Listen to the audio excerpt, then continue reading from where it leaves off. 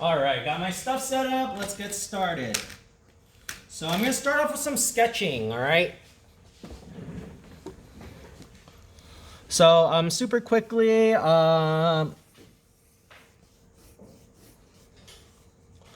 just draw a sphere, get my ground plane in, get my shadow, just super roughly. I know it's kind of hard to see it. So there it is.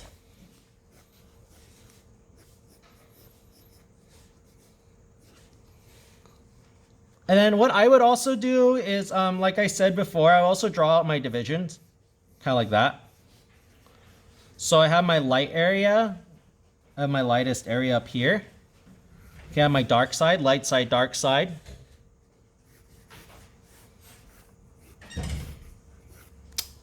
Anybody watch Game of Thrones on Sunday? Yeah?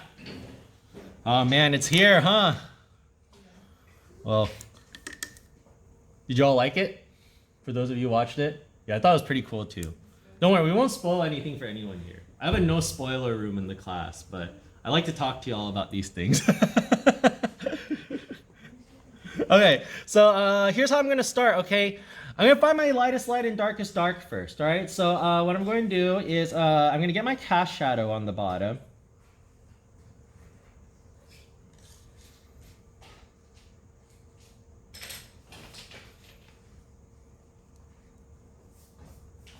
It's pretty dark. It's actually like a really dark blue. I know it doesn't look like that on the projector, but this is like well, the way it looks like to me is from far away it would be like a black, but from up close you could tell that it's like a dark blue. It's like the same color as like y'all know when you wash your hands sometimes when you touch like Crayola marker and like the black ink turns into like blue ink, right? It's kind of like that tone. Okay, I'm just gonna block it in. I'm not gonna worry too much right now about like the shape of my shadow. I will say this though, I should worry this much at least, which is enough so that the shape looks filled in at least. So kind of like that, because I can always cut down the size of the circle later. And then what I'm going to start doing is I'm going to start working on the background too.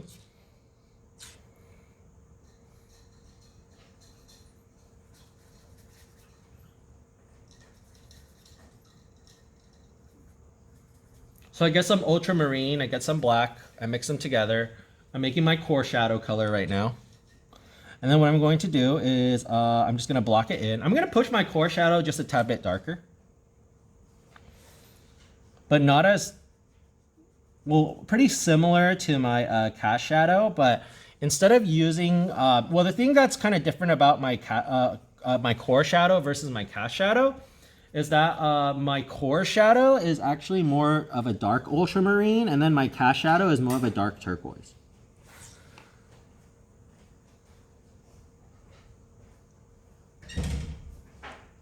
Now, all the practice painting last week made me like super pro when I taught the kids.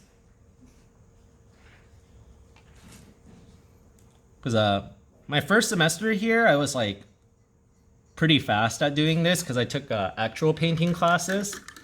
But when you start doing digital paint a lot, you don't have to mix. So things get slower.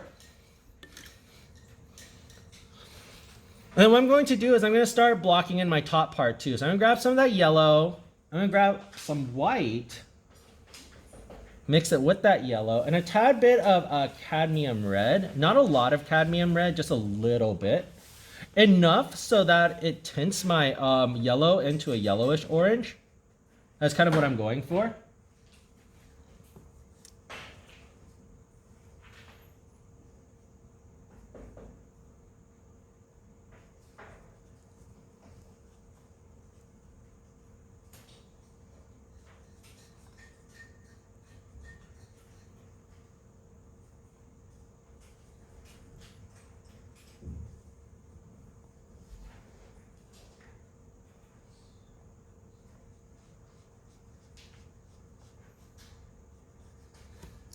Kind of like that. I'll start pushing in a little bit of red. So what I'm going to do is I'm going to paint into the yellow. Kind of like that.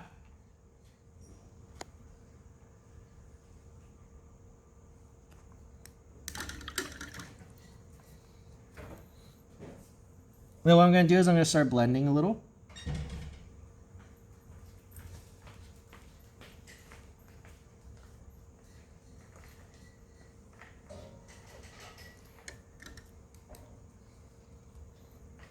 I'm going to start working on the background a little bit while that dries. Well, actually, before I do that, I'm going to get my highlight really quick. Now, highlight is something that you should do last, but what I'm going to do right now is I'm just going to set the blend in. I was going to say burn. I don't know why, but...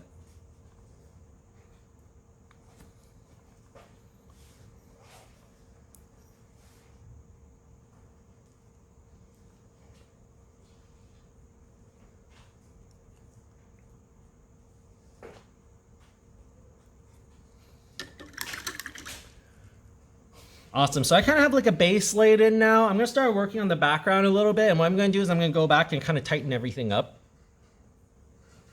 So the background itself, I'm actually going to push it a little bit more on the phthalo blue side.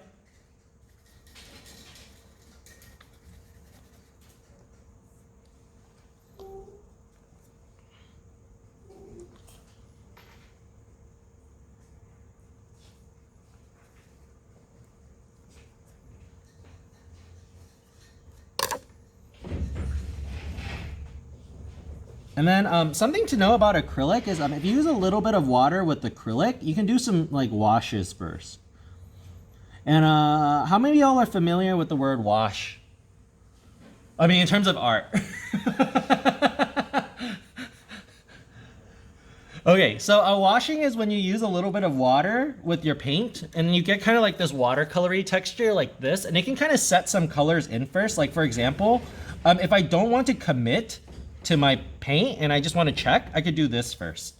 And it's also really nice if I wanted to, like, for example, if I wanted to make different textures and I wanted to make the background lighter or things like that, a wash is something nice to do too.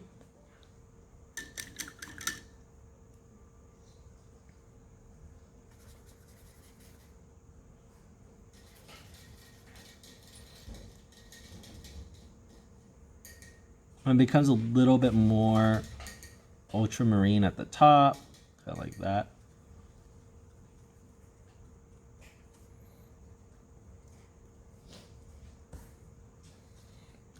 And then like I was saying last week, remember we're making brush strokes, not brush scratches. So make sure when you're putting down your, what I do is I pet. Okay, so I pet, I don't scratch, I pet. So I lift my brush and I move it.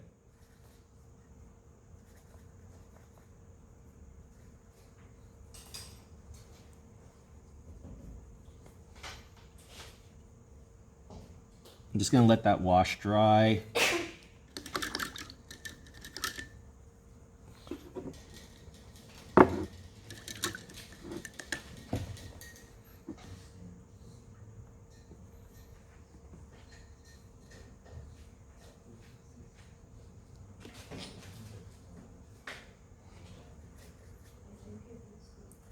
Now, I'm working on what's called a triadic color scheme right now.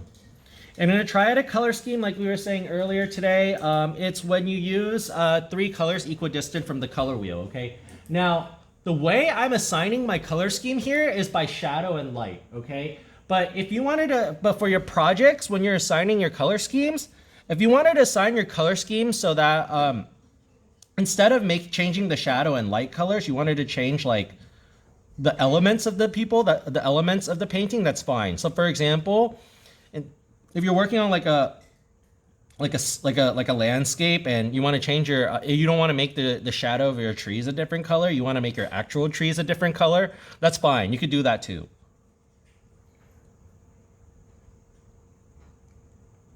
But for this assignment, for this exercise, it's on changing shadow color.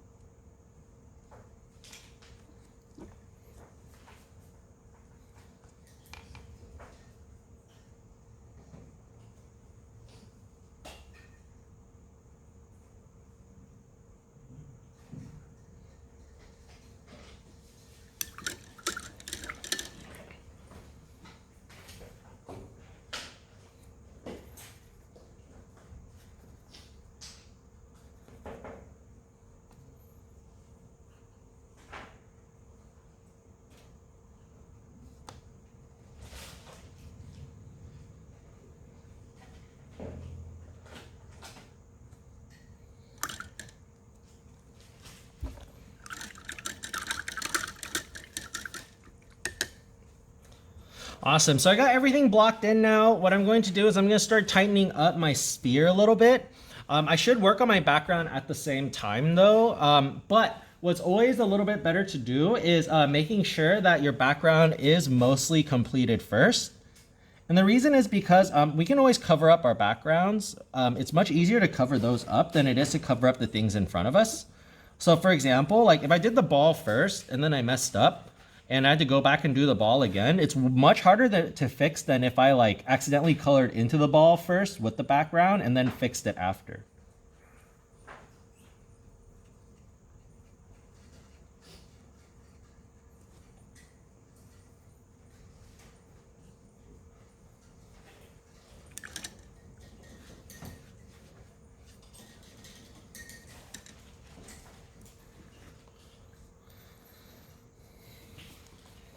Okay, let's go back working on the ball. So I'm going to start by reblocking in my shadow down here because it's dry. All right, so I made a lot of the same color just so I could do that. So like I said, don't skimp on color, always make a lot.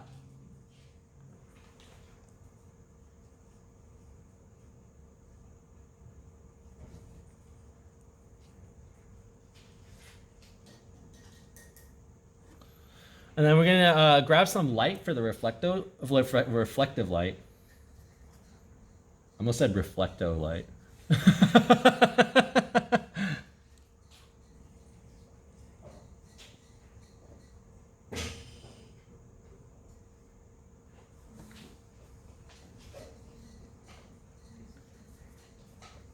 So is Endgame coming out next week? Does anyone know? 26? Okay, so it is the next week, right? Next, like, Thursday or Friday, something like that. Or the weekend, I think. Who's going to see Endgame? Awesome. I'm so stoked. No. I did it. Yeah, I'm going to go a little bit after, but yeah, but no worries, no one will be spoiled in this class. I'll make sure of it. It's easier to control it in my kids in the kid class though, because I give them like fake money they can buy prizes with. So I'm like, oh, you spoiled something. I'm gonna take away your dollars, and then they're just like, no, give them back. And I'm just like, no. You told everyone that blah blah blah died, and that's not okay. We all wanted to watch it, and you ruined it.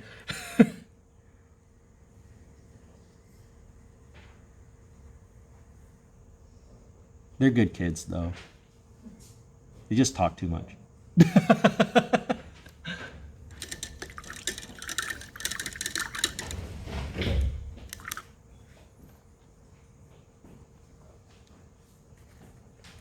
I'm going to start going back and fixing up my the top part of my sphere, too.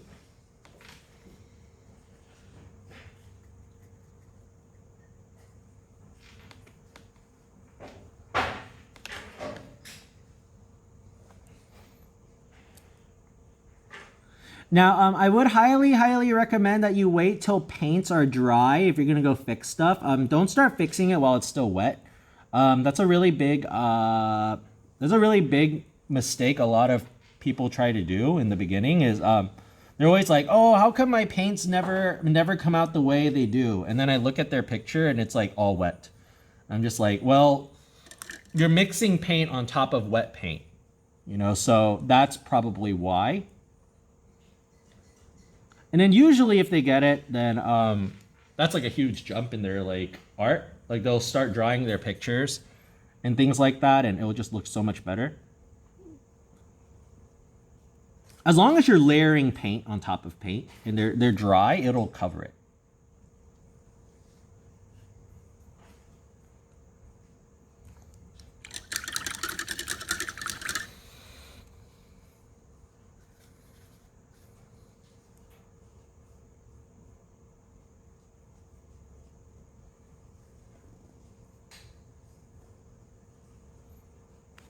Also, something to keep in mind, but be careful when you do it, is when we were sketching, I kept telling everyone, like, do not blend with your fingers. With paint, it's actually kind of nice to blend with your fingers. Not every part of it, because then it won't look that good. But if you do like certain parts of it, like it does fingers do a really good job of blending out paint, basically is what I'm saying. So if you wanted to like blend a small area, or if you wanted something to be like a quick soft edge, you can use your fingers really quickly. But also go wash your hands right after you do it. Don't leave the paint on your fingers. It's like kind of hypocritical that I say that, because I do it like all the time. But you know, as your teacher, I would like to give you all the best instructions for safety precaution.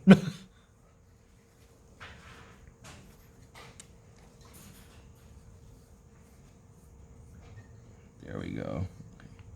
Starting to blend on the top. Awesome. So I pretty much have a lot of my stuff kind of set over here. I still need to blend these this edge with that background over there, and I need to push my bottom. Well, actually, I need to push the top part lighter, but I'll just push the bottom part lighter. It's all right. And what I'm going to do is I'm going to start pushing my highlights and all that stuff too.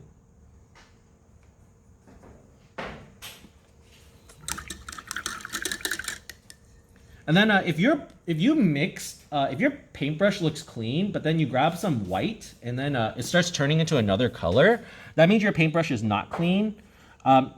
Just make sure that you have a clean paintbrush.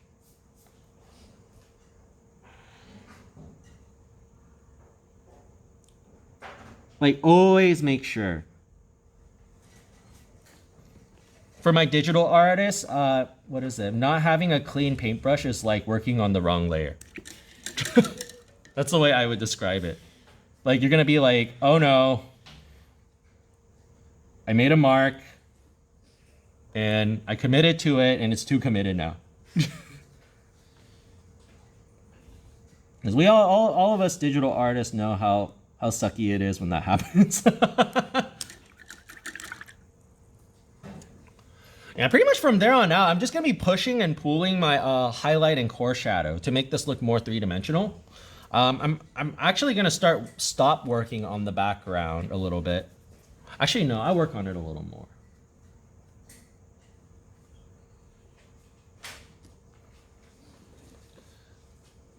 And by the way, it's 11:04, so anyone want to take a break right now?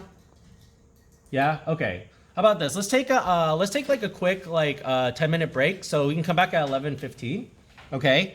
And then go ahead and I won't talk or anything. I'm just gonna focus on the floor over here, so it's not anything that special. So when you all come back from the break, I'll continue to work on the sphere part. Okay. And then super quickly, also, does anybody want me to work on the actual like rainbow landscape thing? No? Okay, okay. I just wanted to gauge like how much time I should spend on this sphere. Oh, we're officially done with all our lectures. Yay! I'm so sorry about today's though. I was kind of tired. So I kind of like derped out a little bit. But thank you for being a great audience, everyone. I really appreciate that.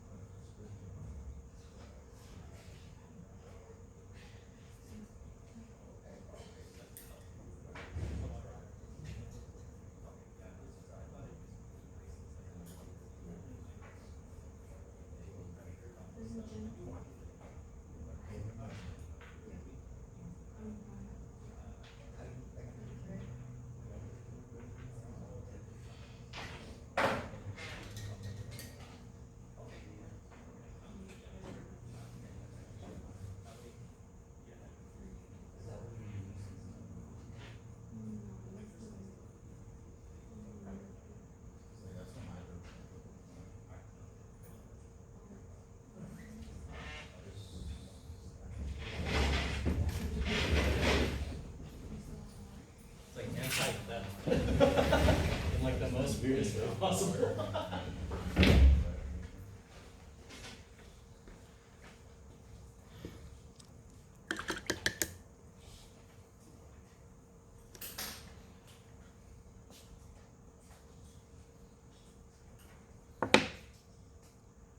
So just as a quick reminder, if you didn't turn in your project last week, if you turned in your project last week and you didn't grade a grade back today, it just means that I haven't graded it yet because I don't have your reference. So just please send over your reference tonight so that I could grade them, all right? Starting tomorrow though, I'm going to grade them anyways, and if I don't get a reference, then they'll be penalized then. Yeah, so just send them over via email. As long as you have your reference, you won't lose the letter grade. Sounds good?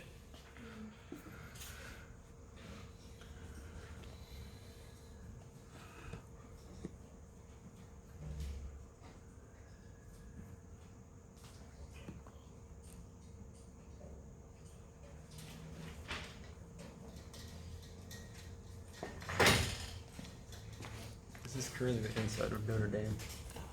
Oh no! Oh my gosh! Wait, is that like the floor level? Mm-hmm. So they took everything out, or is it just like? Oh my gosh! Man, that's so sad.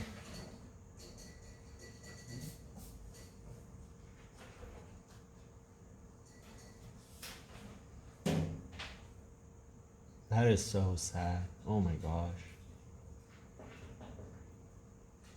Wow, there's so much debris everywhere. Mm-hmm. This just all came from the roof, huh? Yeah. Oh my gosh. I only saw this last year and it looks so different. Man, it's so terrible. Man, have you ever been? No. No? Oh man. I really hope it gets rebuilt so, all of us who haven't been at least like can see it once, because it's just so, man, it's just so terrible. Like last year I got to go on the, actually I got to go onto the roof. So it was, when I saw that the roof was on fire, I was like devastated, because there's a specific tour that you can pay for that lets you walk up like 20 stories of staircases up to, I was so tired after that though, I gotta say, that wiped me out. Like on the top you see all these gargoyles and you can see that spire that was there, and then like you could even like go to the bells, which I heard was like a really haunted area, but I also like ghost thrill stuff, so I think that's kind of fun.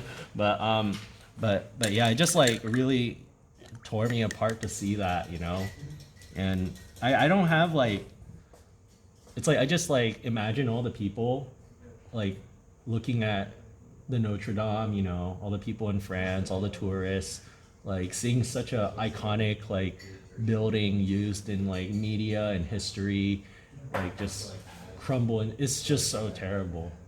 And like it's just so sad, because like the other day I was just telling like my students like how I'm really worried about like the historical structures of the world, because we have to get rid of them one day. I mean, if we're gonna be in the future and all these things there's only gonna be more buildings, and I don't know when it's gonna happen, but there's gonna be one day where someone sees the buildings more as an issue than it is as like anything else, and that really devastates me to think about. And but I never thought like we would lose the Notre Dame within our time, So I really hope like they bring like the best architects around the world and they really rebuild this fantastic piece of art, because it's oh man, that's so sad. How did it catch on fire? They're still investigating. Yeah, from what I heard, it's no attack, so that's good. I heard they were already under construction and there was a bunch of lead type of materials on the roof, and I heard it was an accident, like something probably caught on, like the chemicals or whatever they were working with up there probably caught something, and that's how it started. So it was they're actually passing it off as an accident. So it's a very unfortunate accident. But I'm glad like no one was hurt though, at least, so that was good. But man, oh my gosh, that's so sad. That's like wrecking balling like a pyramid. That's so sad. funny. Some people are reporting that Assassin's Creed, one of the Assassin's Creed games, which is based in Paris, might be used to help rebuild some of the main features of the movie. Oh my gosh, that's because they went in and because they had very detailed art. You know, actually, man, that's not a bad idea. If they have a 3D replica at least, so that's kind of cool. So, if anything, like, man, that's actually a pretty good resource. Oh man, yeah, I really hope they can rebuild it. It just makes me so, even if they get like new gargoyles, like I feel like when I went there and I saw like all the eroded, that added to like, you know, the culture and history and everything like that. Like it made it feel like it was from something in the past, you know? And man, I'm so sad about that. Yeah, the statues were taken off though. Oh yeah, I remember Haley saying that. I'm glad to hear like.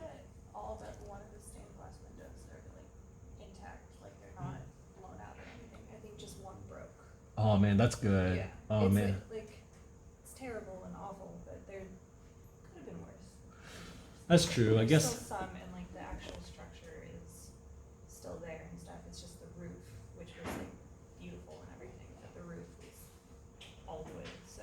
Oh man. Dang. Well, I'm glad to hear most of like the basic infrastructure is there. So it shouldn't be too hard to rebuild. Well, I mean, it's still gonna be crazy. But man, Gothic architecture is so good. I love it.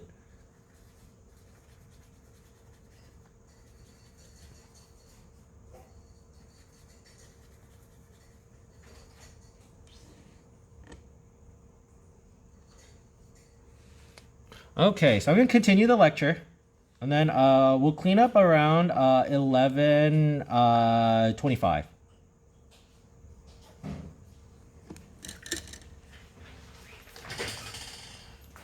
So I'm just gonna be pushing my my core shadow, my reflective light, things like that. I'm not gonna focus on the background as much right now. I'm just gonna focus on making sure that my sphere looks like a sphere.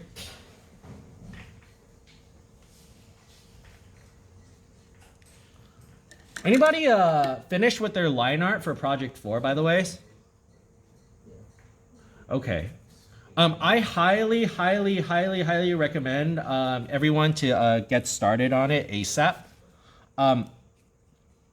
A painting will take way longer than a sketch will. This is the kind of project where if you're not on top of it weekly, it could really suffer in the end. So just keep in mind that you might want to be a little bit more on track with the project schedule if you're not. Because yeah, last semester it was like very hit or miss, I gotta say. Like I could tell like who like didn't spend as much time on it. So it's just a good just food for thought. You know, I'm not trying to like scare anybody or anything like that, but it's just, you know, I want to make sure you guys know like how long it takes, what to expect, things like that. So you can gauge the amount of time. Well, I mean, if you don't need that much time, you know, then, and you know how to paint like really well, then, you know, that's something I don't know maybe, but I don't know about you, but you know, if you do, this is your first time painting and stuff like that, I would say the first treatment is going to take you the longest.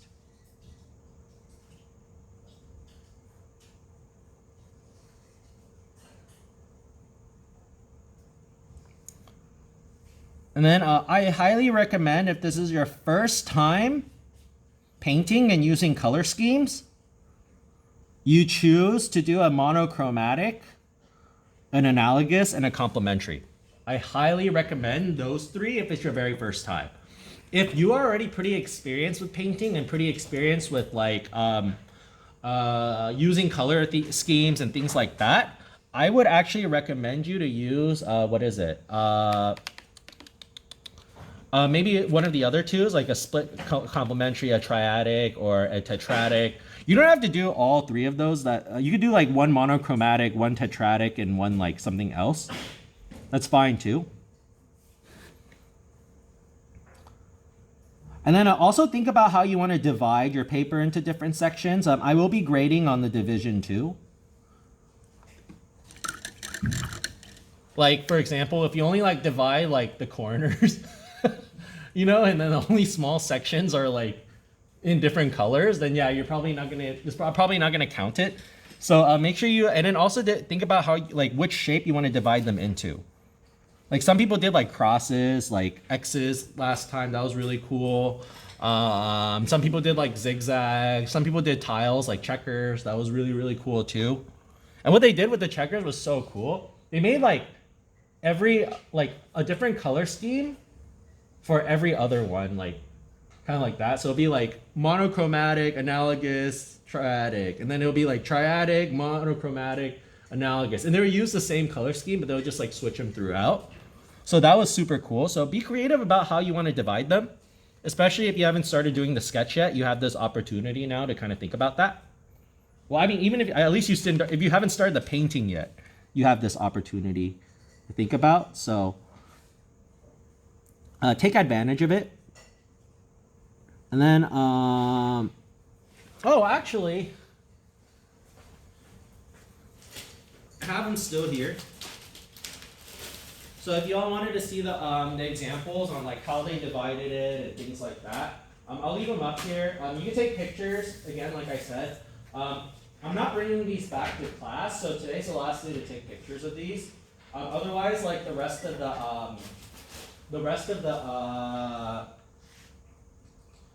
the examples are going to be on the actual like project examples, like the project instruction sheet.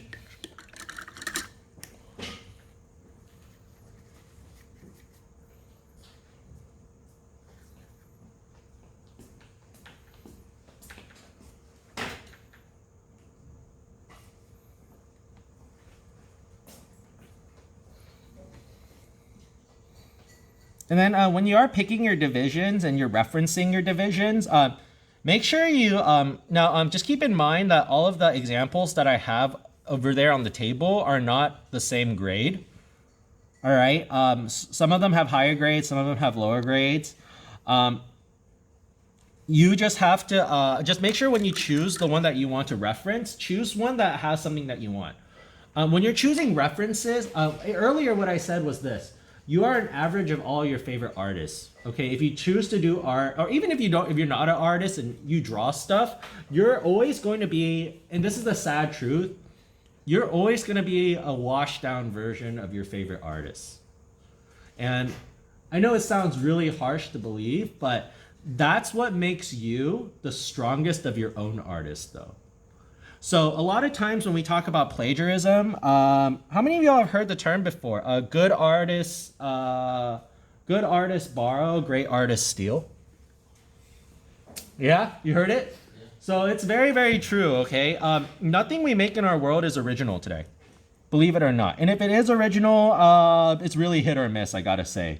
It's really hard to be original. So a lot of times when we start off being an artist, especially nowadays with like TV and movies and things like that, we get inspired by one thing, and what we'll do is we'll start drawing it. So for example, me, when I was a kid, I watched Dragon Ball Z as like a 4-year-old too. Like my mom was just like, you know, sit here and watch this, don't annoy me. Yeah, and it was a pretty, I don't know if that was the best show to like let me watch, because like later on me and my brother played Dragon Ball and I made his nose bleed. It was on accident though. But anyways, so I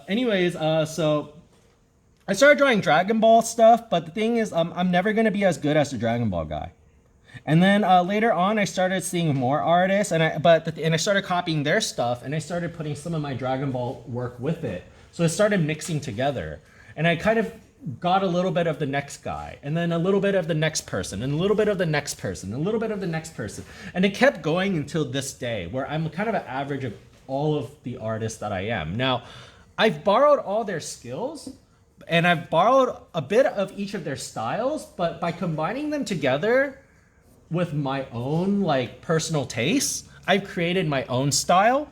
But you also copy the mistakes of other people. So like I was saying earlier, just be attentive about who you borrow, because you might not always get someone that is appropriate for your skills, okay? So when you are picking, and if you are referencing like a division, make sure that's a good division, okay? The art itself might not be there, but maybe you really like the way they divided the picture.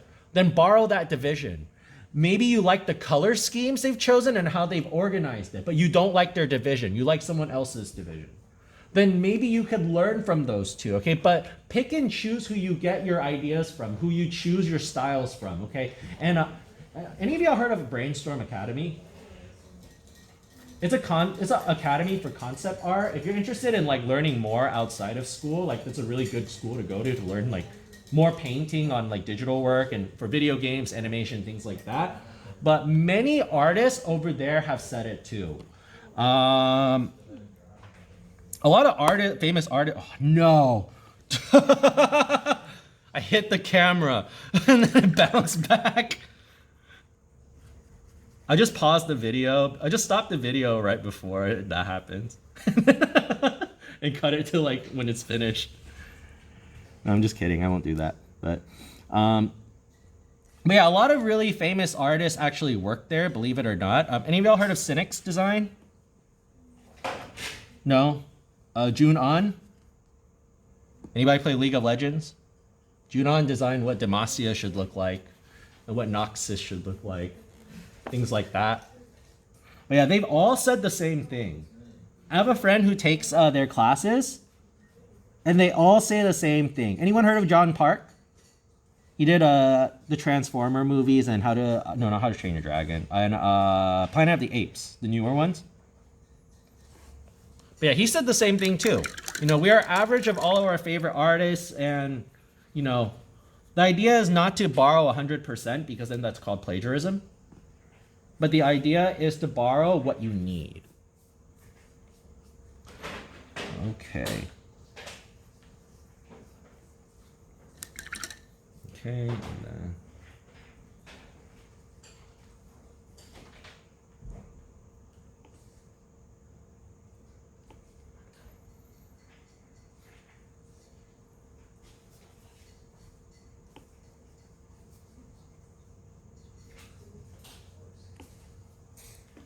Okay, and in a second, we're gonna get started cleaning up. Okay. And then I can still kind of blend my yellows and blues together. I'm just gonna leave it like this though. All right, but do we have any questions about the Triadic colors demo? No? Okay, so really quick before y'all leave today, and before y'all start cleaning up and leave, please, if you have not sent me a reference, like make sure to send me a reference, okay, by the end of today. All right. Other than that, don't forget this Thursday is if you plan to redo one of your essays or turn in an essay that you haven't turned in yet, Thursday is the last day to turn it in. All right. Other than that, be attentive. If you kind of just like skim through the emails. This next couple of weeks might be a really good time to start reading through the email at least once. And then making sure that you have all of your due dates down, all of that stuff. We're on week 13, I believe, right? So that means that we only got, including this week, 3 weeks left to work on our projects or something like that. So just keep in mind that time is running out, okay? Make sure that you have all of your calendar stuff, make sure all your dates are set, things like that, and just so you don't have anything to worry about, okay? Other than that, make sure to get your paint supplies. This Thursday, I'm going to be doing a monochromatic, and I'm going to be doing rather analogous or complementary demo, one of those two, okay? But I'll definitely do monochromatic, and I'll definitely do one or the other. Okay, so one of those two. But other than that, if you have any questions, feel free to let me know. I'll be here until the end of. Well, I'll be here until 12:45 today. So if you wanted to like talk after class, or if you wanted to work after class a little bit, that's fine too. But other than that, I hope you all have a great day, and I'll see you all on Thursday. Okay, and anything I forget, I'll send over.